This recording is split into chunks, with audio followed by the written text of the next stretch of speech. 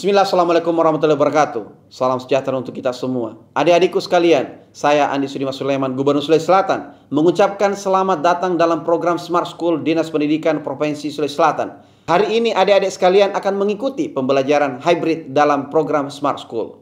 Aplikasi Smart School adalah sebuah pendekatan dengan tetap mengedepankan sebuah pendidikan dengan digital approaching, untuk kemudian mengedepankan kualitas dan mutu pendidikan yang diterima siswa secara seragam di seluruh wilayah Sulawesi Selatan, termasuk di pelosok-pelosok. Program ini bukan hanya memberikan kepada adik-adik sekalian pengalaman belajar yang baru, namun juga memberikan fasilitas kebutuhan dengan fitur bermanfaat seperti rekaman video pembelajaran yang dapat diulang, trik-trik penyelesaian soal, ujian-ujian, serta sarana konsultasi pembelajaran dari guru-guru terbaik di Sulawesi Selatan.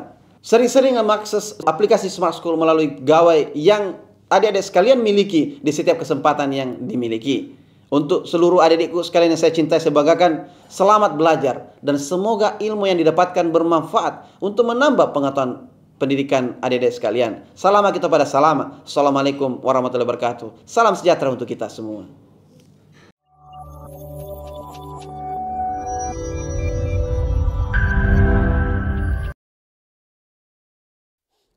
Bismillahirrahmanirrahim. Assalamualaikum warahmatullahi wabarakatuh. Bagaimana kabarnya Ananda hebat semuanya yang ada di sekolah dan Bapak Ibu guru pendamping.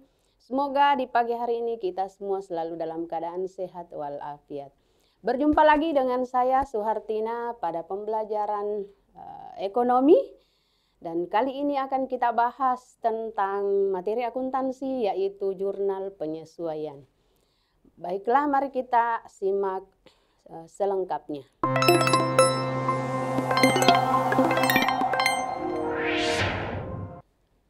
Jurnal penyesuaian. Jurnal penyesuaian adalah tahapan pengiktisaran dalam siklus akuntansi pada perusahaan jasa. Setelah kita belajar tentang neraca saldo, maka tahap setelah itu adalah jurnal penyesuaian. Oke, apa sih itu jurnal penyesuaian? Ya. Jadi jurnal penyesuaian ini dibuat di akhir periode. Apakah periode yang digunakan oleh perusahaan itu 31 Desember atau dia menggunakan semester atau triwulan? Ya, yang jelasnya bahwa jurnal penyesuaian itu kita buat pada akhir periode. Tetapi biasanya itu perusahaan paling sering menggunakan akhir periodenya 31 Desember. Nah, apa itu jurnal penyesuaian?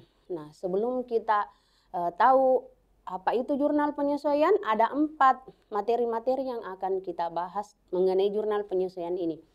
Yang pertama, pengertiannya ya, apa itu jurnal penyesuaian?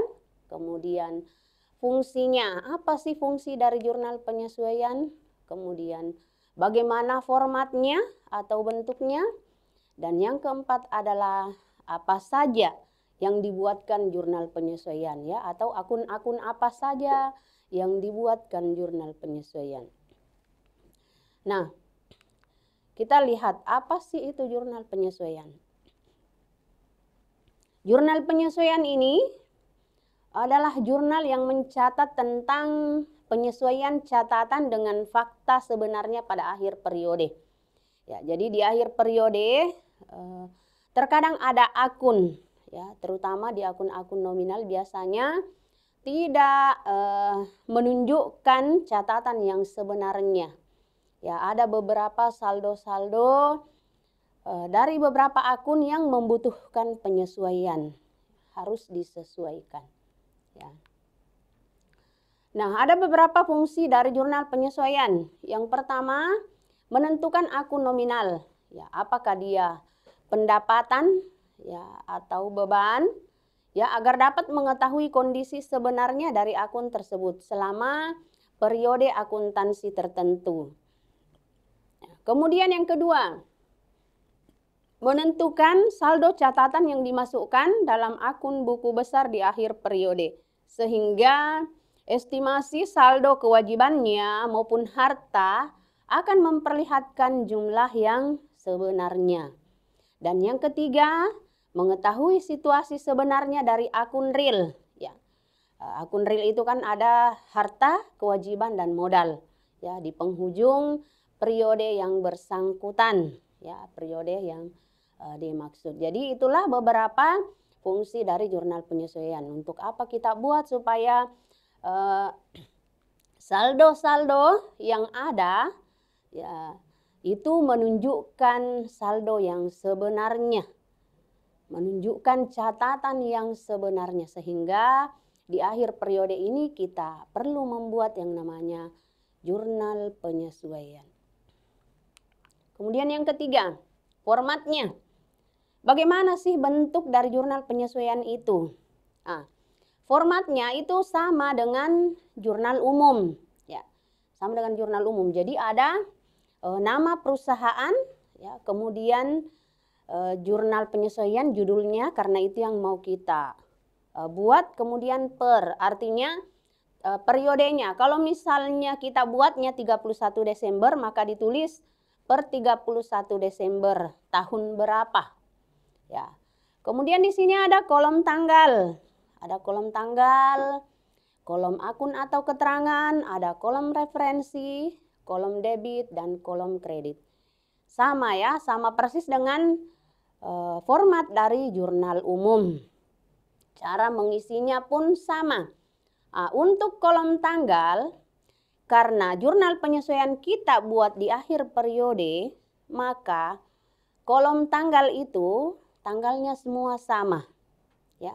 Tanggal 31 Desember kalau yang kita buat adalah per 31 Desember. Jadi nanti akan muncul semua sama tanggalnya. Kemudian akun, ya, akun atau keterangan, akun yang terkait, akun yang sesuai dengan data-data penyesuaian. Ya, jadi sebentar akan kita lihat bagaimana mengisinya.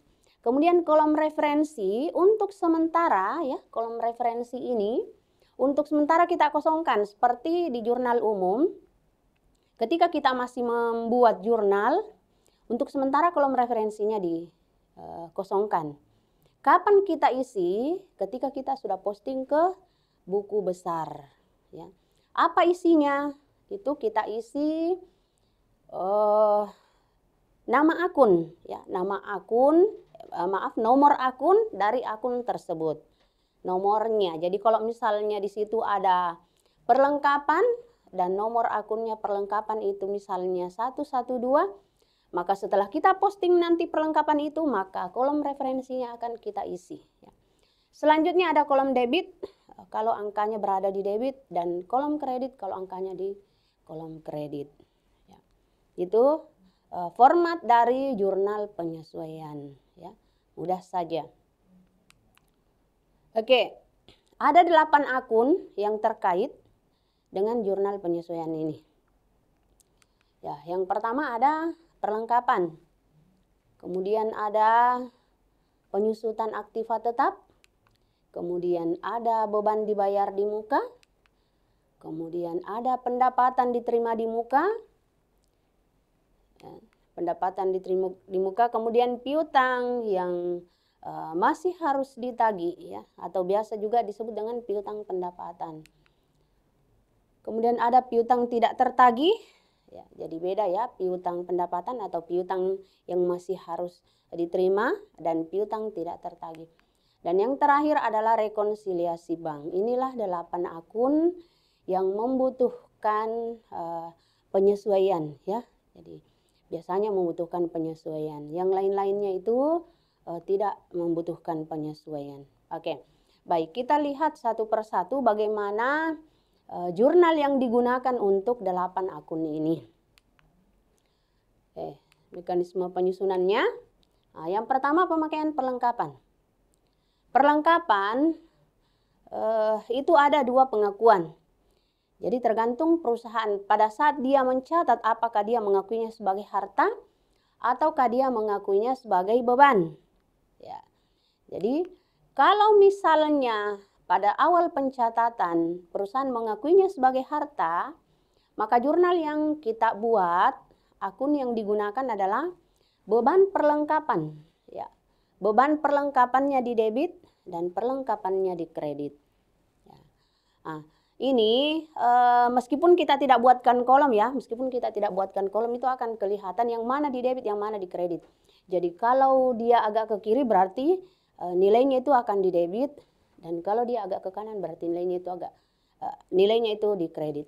Nah, mohon maaf ini agak ke kanan ya tulisannya, jadi tidak lurus dengan angka yang di atasnya. Nah, itu yang pertama, pengakuan pertama. Yang kedua, jika diakui sebagai beban, maka jurnal yang pertama tadi ditukar.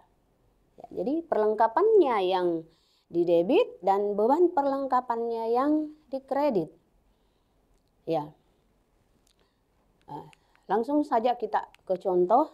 Nah, ini yang pertama. Jadi di soal biasanya ya, itu di perusahaan tidak menuliskan bahwa ini diakui sebagai beban. Jadi tugas kita untuk menganalisa bahwa akun ini di awal itu diakui sebagai harta apa beban. Bagaimana caranya itu kita lihat neraca saldonya. Misalnya di soal ya. Pada neraca saldo per 31 Desember 2020 menunjukkan akun beban perlengkapan sebesar 1.800.000. Perlengkapan yang sudah terpakai senilai 1 juta. Nah, karena ini perlengkapan itu butuh kita lihat neraca saldonya. Ini diakui sebagai apa atau apakah dia diakui sebagai harta atau beban? Ya. Ternyata di neraca saldo tertulis beban perlengkapan. Ya, jadi ada tertulis di situ beban perlengkapan.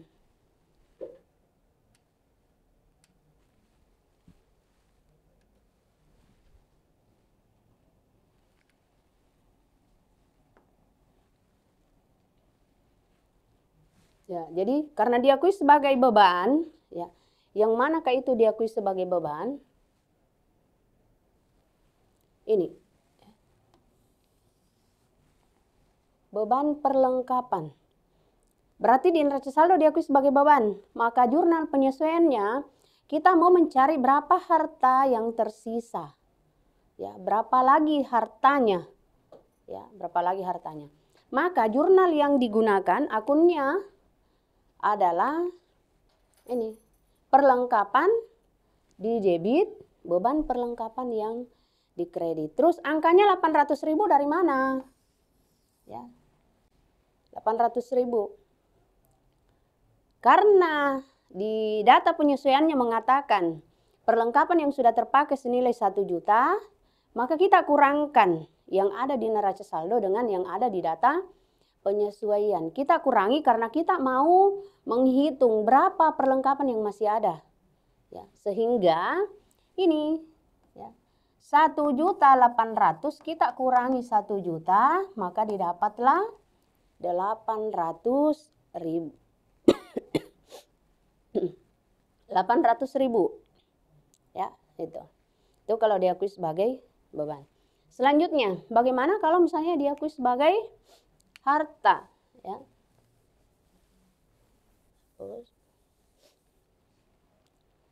Bagaimana kita tahu bahwa itu diakui sebagai harta? Kita lihat di neraca saldo. Di neraca saldo dia mengatakan bahwa akun perlengkapan sebesar 1.800.000. Ya.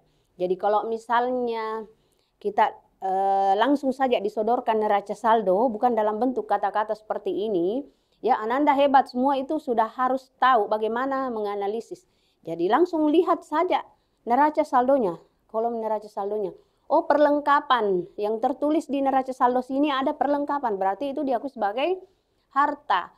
Maka yang kita cari di jurnal penyesuaiannya adalah berapa bebannya, berapa perlengkapan yang sudah terpakai. Ya. Jadi kalau di neraca saldo tertulis perlengkapan, maka jurnal yang digunakan adalah beban perlengkapan di debit, perlengkapannya di kredit. Terus angkanya 1.500.000 dari mana? Langsung saja kita turunkan ya. Perlengkapan yang sudah terpakai senilai 1.800.000. Maaf, 1.500.000. Kenapa tidak dikurangi dengan yang tadi, seperti yang tadi, ya? Tidak dikurangi karena ini sudah jelas bahwa perlengkapan yang sudah terpakai itu senilai 1.500.000, maka tidak perlu lagi kita repot-repot untuk menguranginya. Ya, jelas ya? Oke, itu akun yang pertama. Sekarang kita lihat akun yang kedua. Penyusutan aktiva tetap. Aktiva tetap ini ada berapa? Ada 5 ya. Jadi aktiva tetap itu ada peralatan, gedung, mesin, kendaraan, tanah. Yang tidak mengalami penyusutan adalah tanah. Kenapa? Karena tanah itu tidak pernah memang menyusut nilainya. Ya, semakin hari nilainya semakin tinggi, tidak sama dengan yang lainnya. Nah, untuk penyusutan aktiva tetap ini biasanya ada metode yang digunakan, perhitungan angkanya yang digunakan oleh perusahaan. Ya, ada namanya metode garis lurus. Nah, untuk metode garis lurus ini itu ada rumusnya, yaitu harga perolehan dikurangi nilai sisa dibagi umur ekonomis. Harga perolehan didapat dari mana? Dari neraca saldo. Kemudian nilai sisanya itu dari taksiran perusahaan. Dan umur ekonomis, ya umur taksiran dari lamanya penggunaan aktiva itu. Ya. Kemudian cara yang kedua, jurnal yang digunakan itu seperti ini. Ya. Beban penyusutan di debit, akumulasi penyusutan. Nah, ini titik-titiknya kalian isi. Aktiva apa yang disusutkan? Kalau misalnya dia peralatan, maka beban penyusutan peralatan pada akumulasi penyusutan peralatan. Ya. Contoh, ya di neraca saldonya ada peralatan, peralatannya sudah 3 juta. Peralatan itu disusutkan dengan taksiran umur 5 tahun dengan nilai sisa 500.000. Ya, maka kita hitung dulu beban penyusutannya itu 3 juta dikurangi 500.000 dibagi 5. Maka dapatlah 500.000. Sehingga jurnal penyesuaiannya beban penyusutan peralatan 500.000 dan akumulasi penyusutan peralatan kredit 500.000. Contoh kedua, ini kalau menggunakan harga perolehan ya, persentase harga perolehan. Di neraca saldo peralatannya 3 juta. Di data penyesuaian menyatakan peralatan disusutkan sebesar 5% dari harga perolehan. Harga perolehannya 3 juta, penyusutannya 5%. Ya langsung dikalikan saja. Ya. 3 juta dikali 5% dapat 150. Oke. Itu akun yang kedua. Sekarang akun yang ketiga, beban dibayar di muka. Beban dibayar di muka ini ada asuransi, ada sewa, iklan, ya itu yang biasa dibayar di muka. Nah, ada 2 juga pencatatannya, sistem pencatatannya ya. Kalau misalnya di neraca saldonya diakui sebagai harta ya, atau di pencatatan awal itu diakui sebagai harta, maka di jurnal penyesuaian kita cari bebannya. Ya, kita cari beban. Bebannya, beban titik-titik, artinya kalau misalnya dia iklan maka tulis beban iklan. Kalau dia sewa maka tulis beban sewa. Sementara kalau di neraca saldonya dicatat sebagai beban maka itu dibalik. Ya, jadi yang dicari adalah hartanya. Langsung kita ke contoh. Pada neraca saldo menunjukkan akun sewa dibayar di muka sebesar 1.800.000. Untuk 1 tahun, mulai 1 Oktober 2000. Ya, jadi ya kita lihat dulu.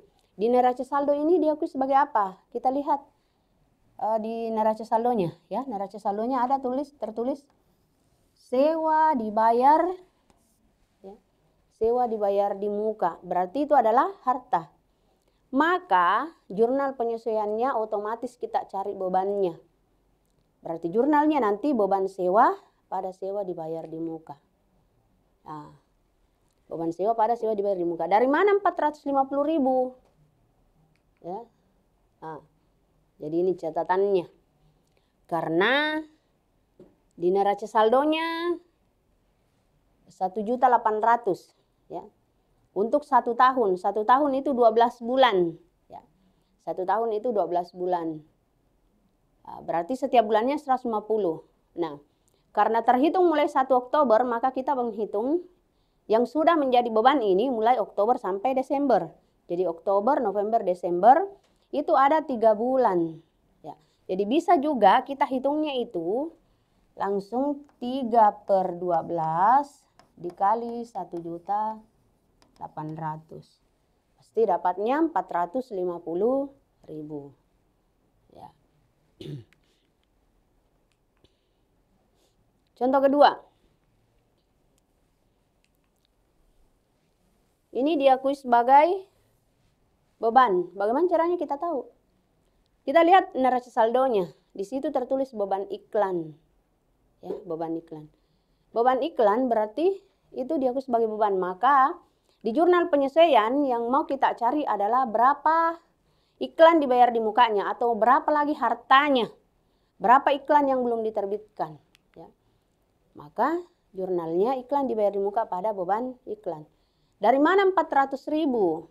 Ya. Iklan ini kan ada di neraca saldo itu nilainya 600.000 untuk 6 kali. Berarti satu kali terbit itu 100.000 ya, 600.000 bagi 6. Ternyata baru 2 kali diterbitkan. Nah, karena baru 2 kali diterbitkan berarti masih ada 4 kali yang belum terbit. 6 dikurangi 2. Ya, sehingga didapatlah 400.000.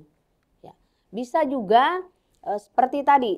Ya, kita hitung 4 kali yang belum terbit dibagi 6 kali penerbitan dikali 600.000. Ya, bisa langsung begitu. Ya, atau bisa juga 600 dibagi 6 dikali 4. Ya. Selanjutnya akun utang beban atau beban yang masih harus dibayar. Nah, utang beban ini artinya masih ada beberapa beban-beban yang belum kita bayar sementara sudah berakhir periodenya. Ya. Misalnya gaji, ya, misalnya gaji. Gaji itu yang paling sering menjadi utang. Ya, kenapa? Karena terkadang di akhir periode belum sempat dibayarkan. Ya. Jadi kalau misalnya pembayaran gajinya itu di akhir tahun, ya, mungkin 31 Desembernya itu pas hari Ahad, ya, sehingga tidak terbayarkan. Nah, kalau ini tidak perlu melihat neraca saldo, ya cukup lihat data penyesuaiannya apa sih yang dia mau. Nah, misalnya gaji karyawan bagian toko yang belum dibayar sebesar 2 juta, berarti langsung saja beban gaji pada utang gaji 2 juta. Akun selanjutnya adalah piutang pendapatan atau pendapatan yang masih harus diterima. Nah, untuk ini itu biasanya ada pendapatan sudah kita terima ternyata belum selesai kita kerjakan. Maka itu menjadi pendapatan yang masih harus diterima ini itu kalau misalnya kita sudah kerjakan tetapi belum diterima pendapatannya, ya, belum diterima dananya, terbalik tadi. Jadi kita sudah selesaikan, ternyata di akhir periode, di akhir pencatatan uangnya belum kita terima, maka menjadi piutang pendapatan. Nah, jurnalnya ini juga langsung, ya, seperti jurnal biasa. Contoh, pekerjaan servis sudah diselesaikan, belum diterima pembayarannya sudah 300.000. Maka jurnalnya piutangnya 300.000 di debit, pendapatan jasanya di kredit 300.000. Akun selanjutnya, pendapatan diterima di muka. Nah, kalau yang ini kebalikannya, tadi kalau piutang pendapatan itu kita sudah kerjakan tetapi belum diterima. Kalau yang ini kita sudah terima tetapi belum selesai kita kerjakan. Nah, ini ada 2 pencatatan. Kalau misalnya di awal kita akui sebagai utang, maka jurnalnya itu titik-titiknya diisi, ya, titik-titiknya. Apa diisikan? Apakah misalnya pendapatan diterima di muka atau misalnya dia pendapatannya sewa, maka boleh sewa diterima di muka pada pendapatan. Kalau misalnya diakui sebagai pendapatan, nah itu dibalik. Ya, kita lihat contohnya. Ya. Diakui sebagai utang.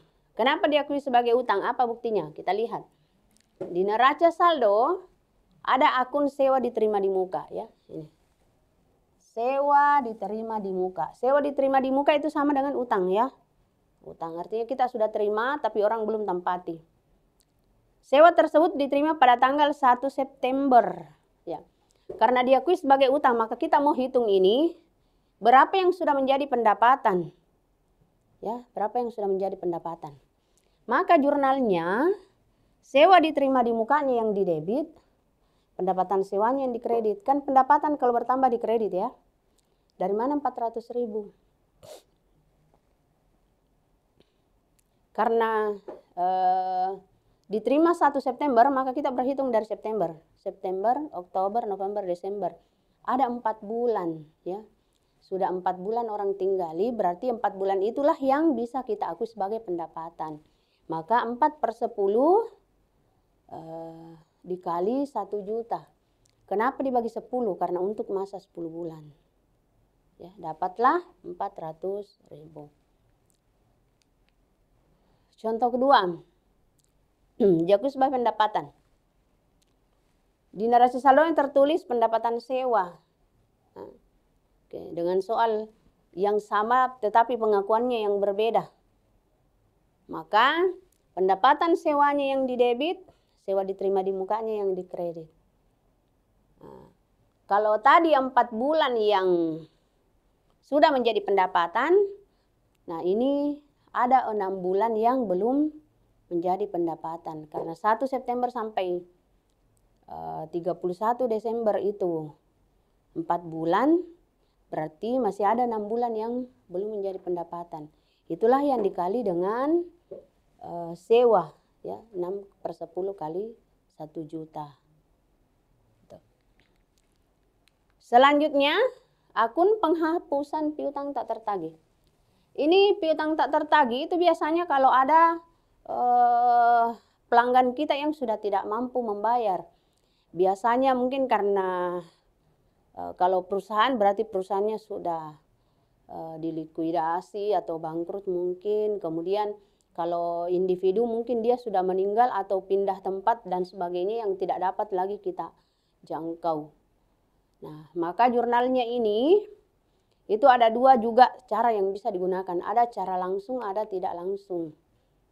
Nah, kalau cara langsung itu jurnalnya beban penghapusan piutang pada piutang. Contoh, piutang pada PT ABC tidak dapat lagi ditagih karena perusahaan sudah pailit. Maka jurnalnya kalau menggunakan metode langsung, beban penghapusan piutang di debit, piutangnya di kredit. Ya, langsung. Jadi tidak perlu memperhatikan di neraca saldo diakuinya apa, ya, tidak. Langsung saja lihat data penyusiannya. Kemudian cara tidak langsungnya. Beban kerugian piutang pada cadangan kerugian piutang. Kenapa dikatakan tidak langsung? Karena dia tidak langsung mengurangi nilai piutang. Kalau yang tadi kan langsung mengurangi nilai piutang. Nah, misalnya tadi dengan contoh yang sama, maka jurnalnya beban kerugian piutang pada cadangan kerugian piutang. Nah, jadi harus tahu akun yang digunakan. Tidak perlu kita tengok neraca saldonya apa, ya. Gitu. Akun selanjutnya, ini akun yang terakhir adalah rekonsiliasi bank. Rekonsiliasi bank ini itu biasanya di bank kan tidak setiap hari kita periksa, ya. Jadi di bank itu terkadang bank mendebit perusahaan karena ada biaya administrasi atau mengkredit perusahaan karena ada pendapatan bunga atau mungkin ada penerimaan piutang. Nasabah pelanggan kita mungkin ada yang membayar utangnya melalui bank, sementara kita belum tahu. Ya, kadang perusahaan belum mencatat. Nanti di akhir periode ada rekonsiliasi bank, baru dicatat penyusiannya. Jurnalnya seperti ini. Ya. Jadi biasanya itu ada kasnya di debit, beban administrasinya juga di debit. Kemudian pendapatan bunga dan piutang dagangnya dikredit. Contoh, rekening koran dari bank menunjukkan saldo kas sebesar 8 juta dan seterusnya. Selisih tersebut terjadi karena bank telah mengkredit perusahaan sebesar 110 sebagai jasa giro, ya. Dan penerimaan piutang 500.000. Kemudian ada biaya administrasi 10.000. Maka beban administrasinya didebit 10.000 karena bebannya bertambah. Pendapatan bunganya kredit 110 dan piutang dagangnya dikredit 500. Piutangnya dikredit karena piutang berkurang, ya. Dan kasnya sebesar 600.000, ya. Jadi debit dan kreditnya ini seimbang, ya, 610, yang dikredit juga 610. Nah, itulah 8 akun, ya. 8 akun yang terkait mengenai jurnal penyesuaian. Oke. Baik, Ananda hebat semuanya. Sebelum kita latihan soal, mungkin ada yang mau ditanyakan mengenai 8 akun terkait tentang jurnal penyesuaian tadi. Silahkan.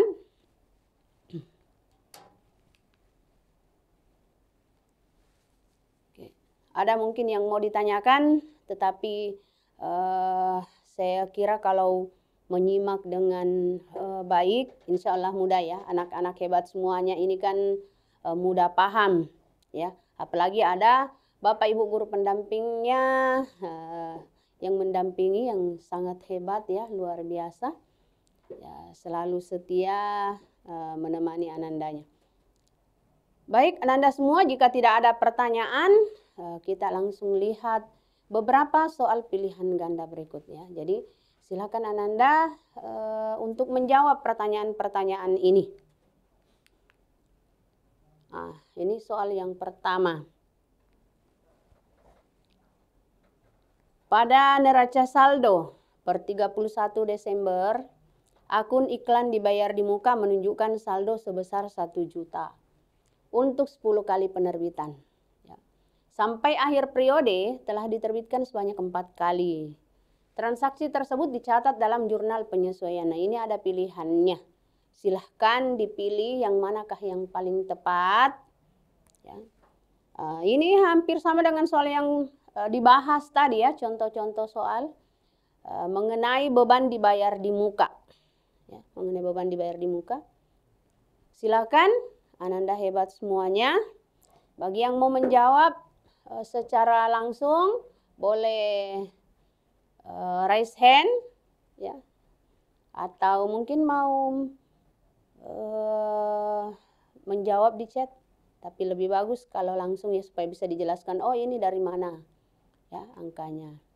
Silakan Anda semua raise hand. Ya, sudah ada yang menjawab. Darisman 1 Selayar, ya, menjawab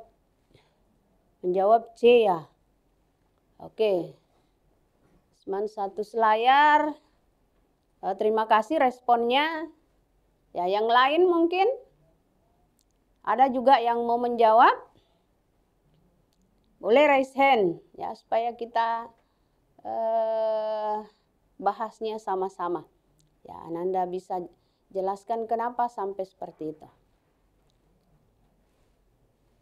Oke, ada? Baik, kita langsung saja kita lihat apakah pilihan yang tepat. Nah, ternyata jawabannya B. Kenapa B? Kita lihat. Di neraca saldonya iklan dibayar di muka, berarti itu diakui sebagai, ya, ini diakui sebagai harta atau aktiva. Maka di jurnal penyesuaian yang mau kita cari adalah berapa bebannya. Otomatis yang didebit adalah beban iklan, ya, beban iklan.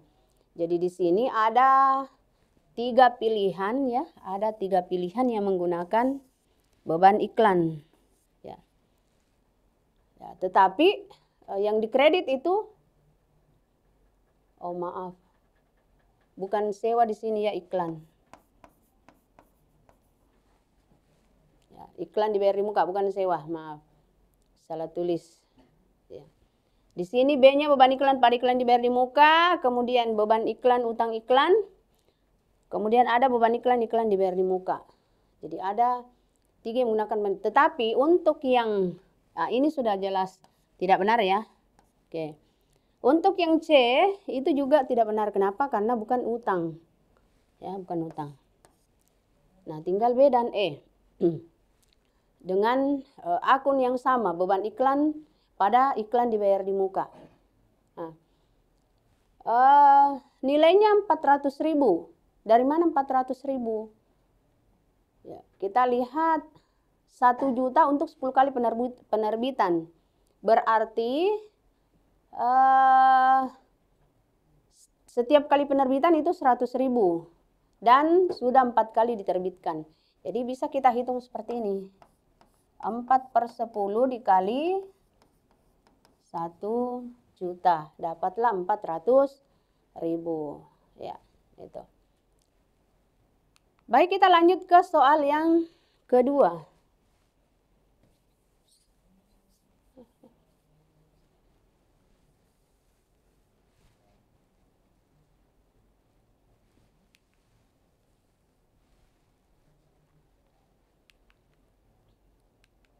Nah, kita lihat dulu soalnya.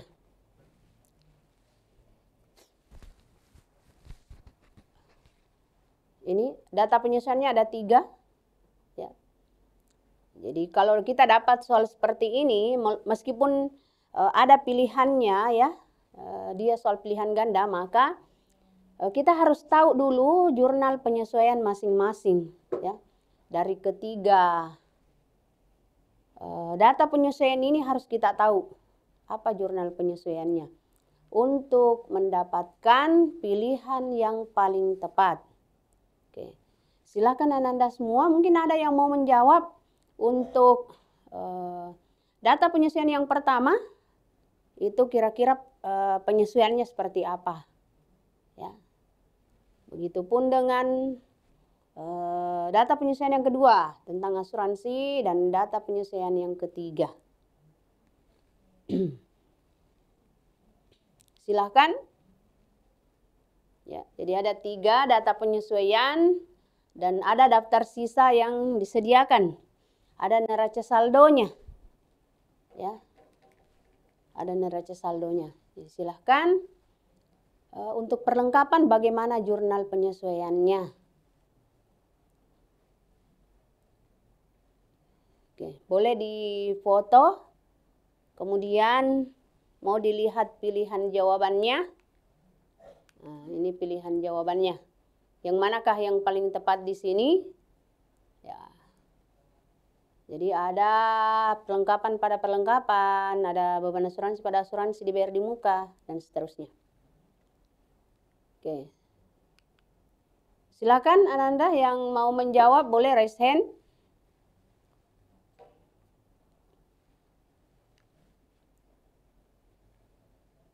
Oke, kita lihat soal yang data penyesuaian yang pertama. Perlengkapan yang masih ada, 300.000. Nah, kita tengok daftar sisanya. Di daftar sisa di situ ada perlengkapan. Ya.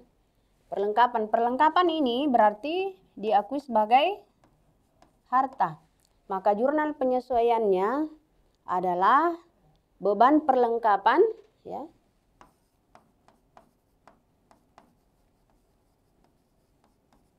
Beban perlengkapan pada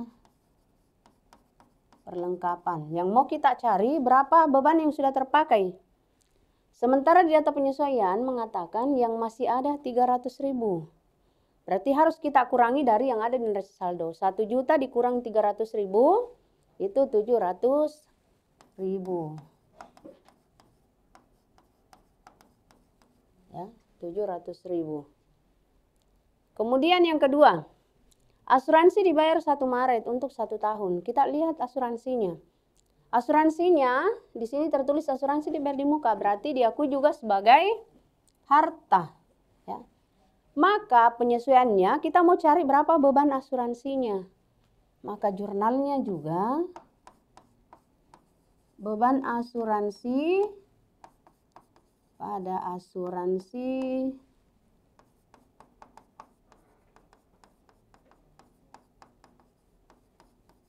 dibayar di muka. Ya. Berapa yang sudah menjadi beban? Kita lihat. Terhitung 1 Maret, berarti kita menghitung dari Maret, April, Mei, Juni, Juli, Agustus, September, Oktober, November, Desember. Ada 10 bulan. Ya, 10 bulan.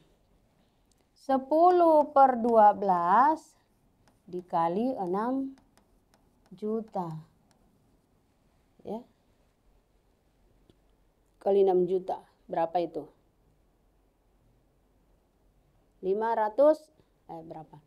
6 juta dibagi 12, 500.000 ya. Per bulannya. Berarti kalau 10 bulan, maka 5 juta.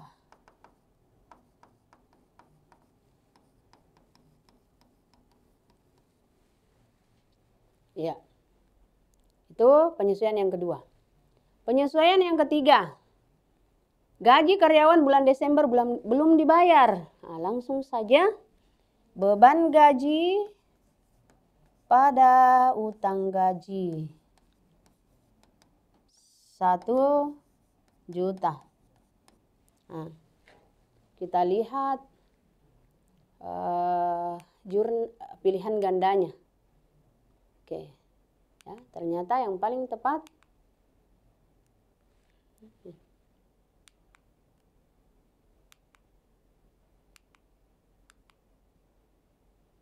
ini ada penjelasannya juga.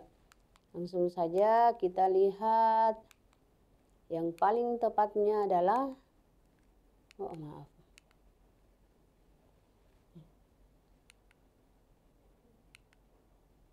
ini pilihannya. Nah ini, yang paling tepat adalah ini, ya. A. Beban perlengkapan pada perlengkapan 700.000. Ini tadi ya jawabannya. Oke.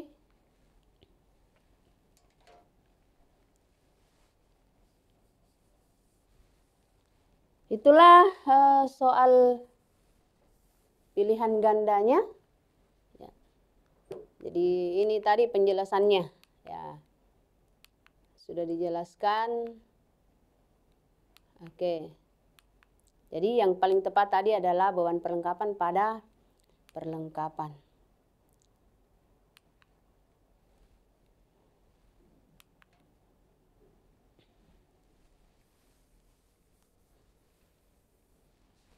Baik, Ananda semua, itulah tadi penjelasan tentang jurnal penyesuaian disertai dengan latihan soalnya. Ya, mudah-mudahan bermanfaat bagi kita semua. Ada pesan dari Kiai Hasan Al-Basri, menuntut ilmu di masa muda bagai mengukir di atas batu. Jadi Ananda semua harus selalu semangat menuntut ilmu, ya, karena ilmu itu di dunia maupun di akhirat itulah yang menjadi bekal kita. Baik, sekian penjelasan dari saya. Mohon maaf jika banyak kekurangan. Terima kasih atas partisipasinya. Wabillahi taufiq wal hidayah. Assalamualaikum warahmatullahi wabarakatuh.